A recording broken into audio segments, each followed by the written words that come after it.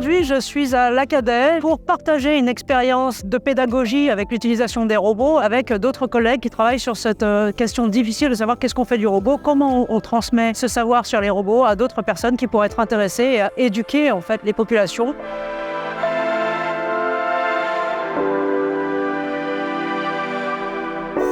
Teachers in Malmö have been very motivated for a very long time, and they've been struggling to work with younger students with the NAO robot. Often they've been told it's impossible because they're too young, but they have again and again proven that it is possible to work with every student in any subject or in any way.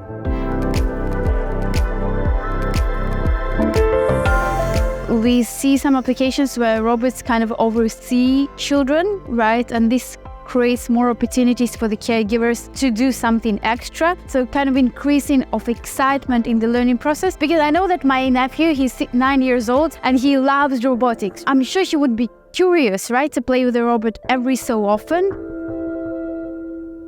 NAO, je l'utilise dans le cadre d'un programme qui s'appelle Robotics et qui accompagne depuis 2014 des groupes de 6 adolescents autistes. L'utilisation de robots NAO va amplifier en fait les capacités de socialisation de ces jeunes moyennant un accompagnement thérapeutique adapté. En quelques semaines, on a des résultats assez exceptionnels.